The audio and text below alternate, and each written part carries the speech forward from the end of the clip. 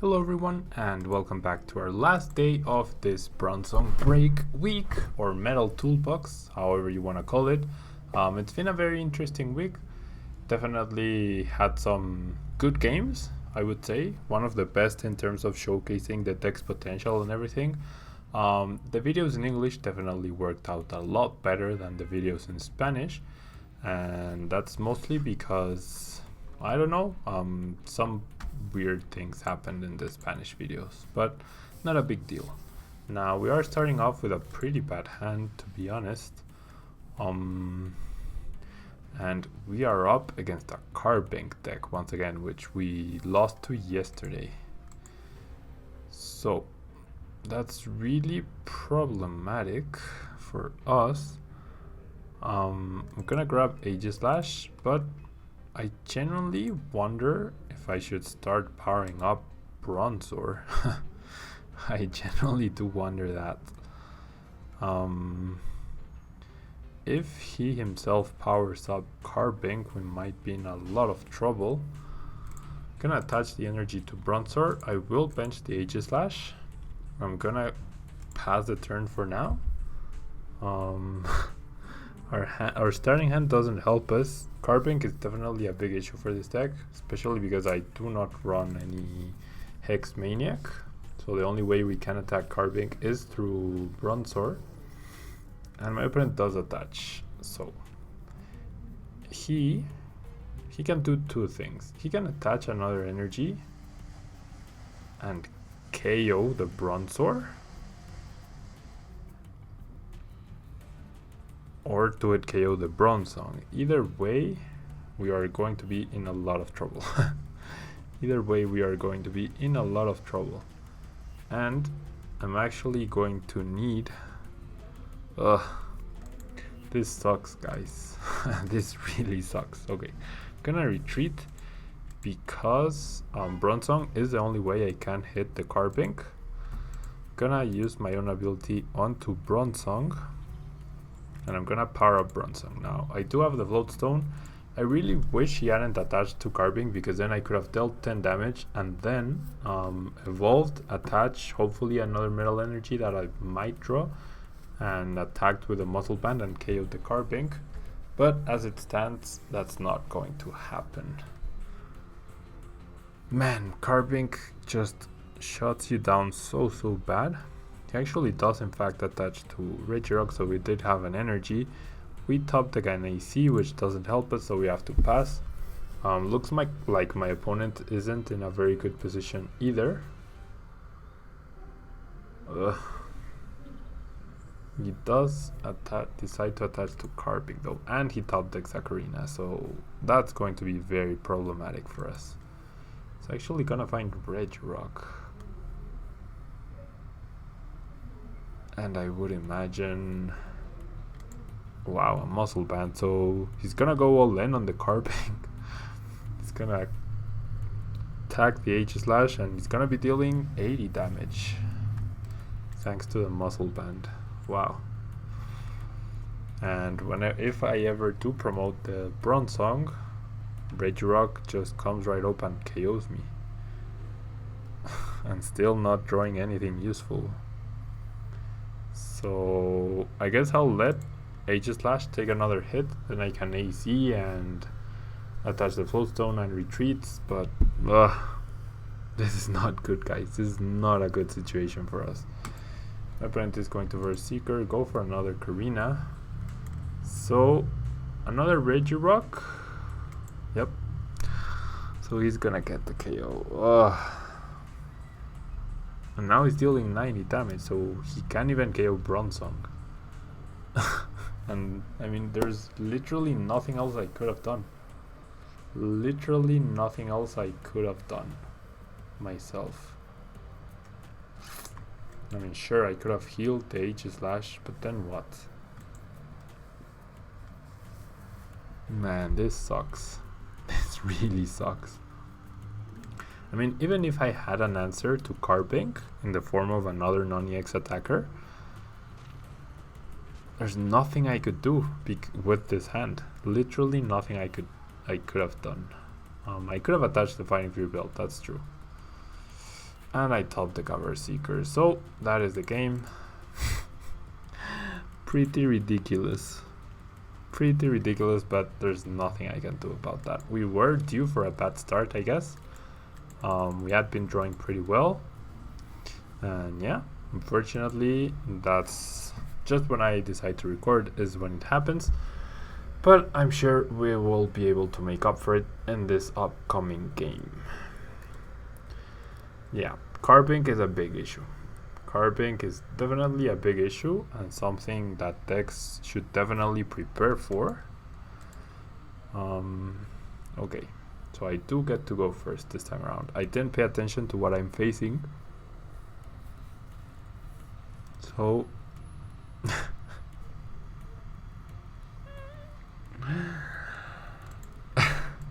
the other day in the Spanish video, I lost with a hand almost exactly like this one. Are you kidding me? We're up against a Pyroar deck and we get a hand with Sycamore. Man. Wow. I have no words for the massacre that we're about to face. For the literal massacre we're about to face. I have to go Shaymin here. I can't afford to discard all of my Bronzongs right now. Okay. Okay, so I'm gonna Shaymin for 3.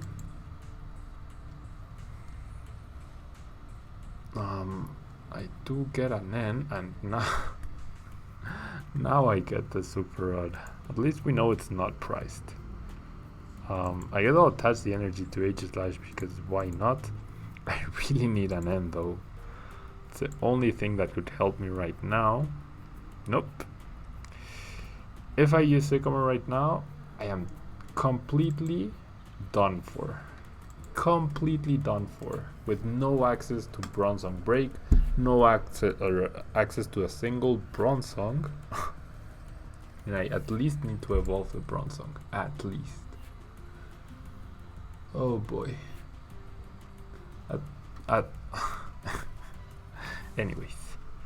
Anyways, Birch and 2 Fire Energy. My opponent has the Blacksmith right away. He cannot evolve this turn, so he goes for a Life Goal. Okay. Now our situation is not too bad as long as we can. Well, we actually, the only thing that saves us right now is if I win. Okay, I do get an N. But N doesn't give me the best shot at winning. I think using Sycamore does.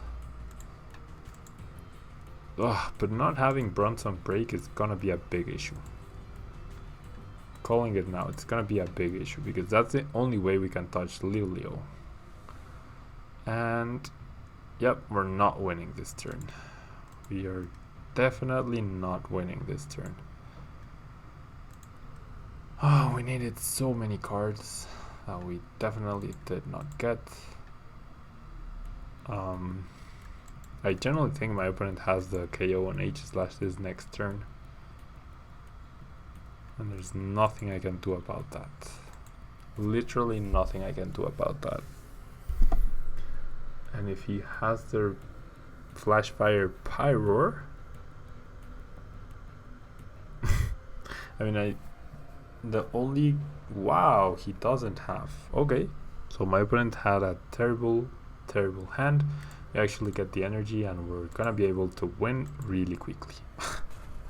So we lose a game 1 really quickly against a Carbink, and then we face off against another deck that not only has weakness advantage but also has protection from basic Pokemon, and he gets such a terrible hand that we actually beat him. So okay, let's find a third game then. It's been 2 pretty short games which haven't really showcased the deck's potential. Now we're up against a water type deck.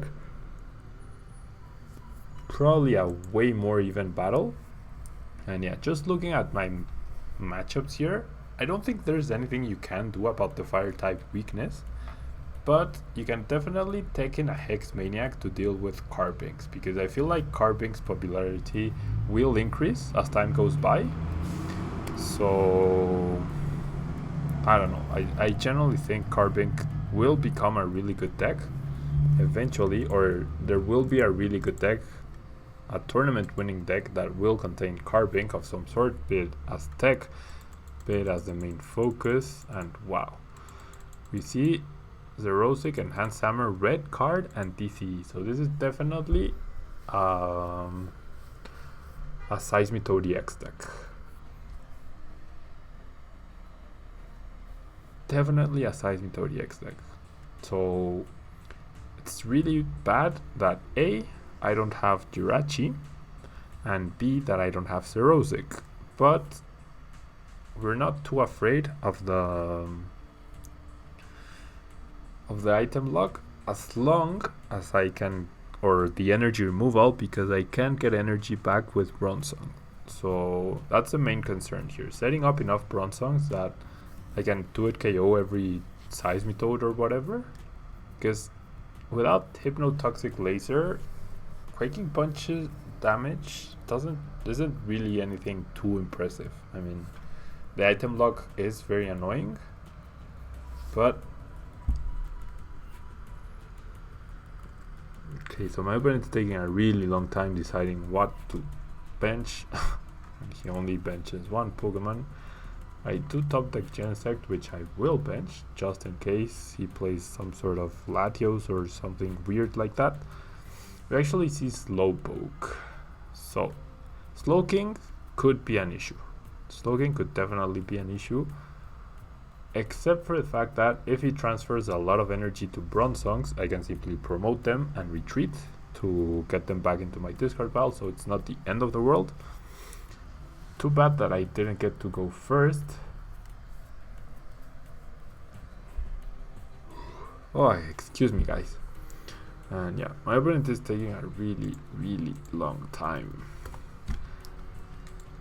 I mean, he took over a minute to decide what to bench, and presumably he only had that Slowpoke in his hand. Now he hasn't done anything for another minute. Okay. My opponent apparently hears me and decides to play a red card to punish me. Wow. Definitely a big punishment. And he actually doesn't have too good a hand, because he has to Shaymin for a single card. He's gonna Super Scoop up. That Tails definitely helps, but just look at my hand as well. I didn't get anything useful at all. Okay, so I'm gonna get rid of 2 energies and a Sycamore, because that means I can top deck a Verse Seeker and get back the Sycamore. Then I'm going to get rid of what else doesn't help me.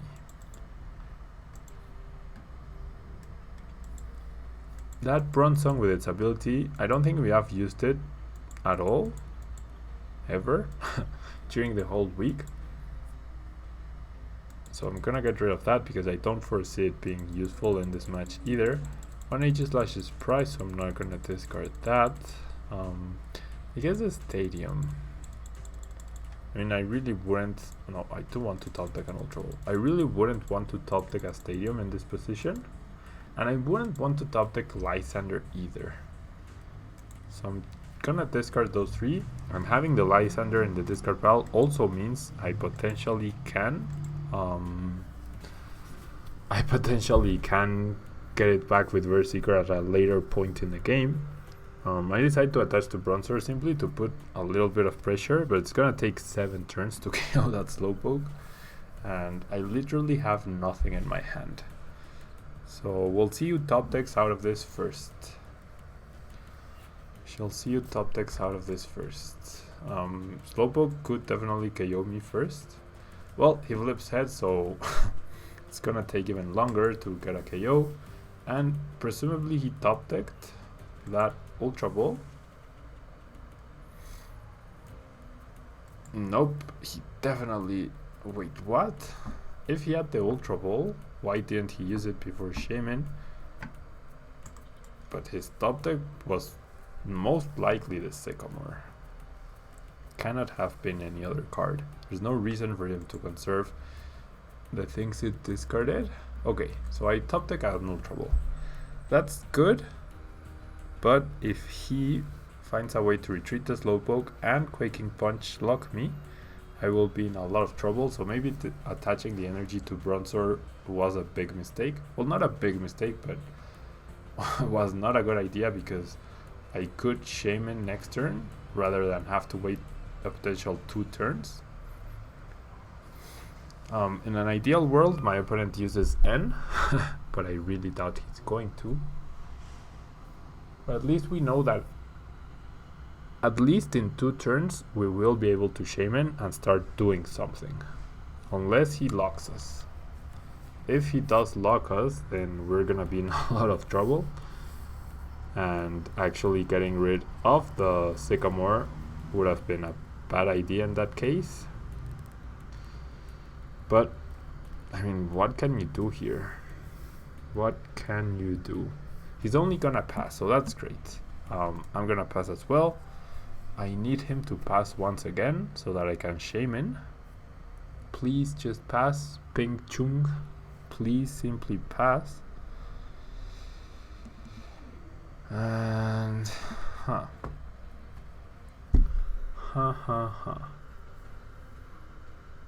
okay. I'm fine with that. I will always do it KO Seismitoad, so that's perfectly fine with me. He has a Floatstone. He has a Super Scoop Up, flips heads. That's not good news. If he locks me just this turn, we're gonna be in a lot of trouble. To use this Puzzle of Time, he might find a DCE there in the next 2 cards. Oh boy, this is going to suck. Or he could simply find a supporter card. Okay, he's going to Ultra Ball, presumably for another Shaymin, to try and find that DCE. If he does, that's probably game. Well, no, he's gonna go for Slowking, interestingly. I guess with DCEs, if he only has DCEs, he cannot touch Aegislash. Wow, he has a Sycamore once again. If he only has DCEs, he cannot touch Aegislash. Ugh. Why? And then it comes down to, can I deck him? Wow. I top deck the N. So just in time, if you will, but not really. Knowing this, I should have played the Megaphone earlier. And what I'm actually going to do is I'm going to attach to Bronzor and I'm going to retreat. I have a lot of energy in my discard pile, but he cannot damage Aegislash. So we might be in for a really long match where I eventually set up my Genesect and potentially another Aegislash. Or he desperately finds Lysander, but I think he has, yeah, there's 3 Verse Seekers and a Lysander already in his discard pile. So at most he has access to 1 more Verse Seeker. And that's great. That's great. That just means I'll be able to punish him. And actually, I mean, 23. If I Sycamore right now, I will have 26 cards. I'm gonna go ahead and do that. As long as I have more cards than my opponent, should be okay here. I don't draw anything useful at all. Literally. And I'm not gonna Sycamore because I don't want to deck myself out before my opponent. So I'm just gonna draw past. I'm simply gonna draw past, wait until I get my Bronzongs, start attaching energies with my ability.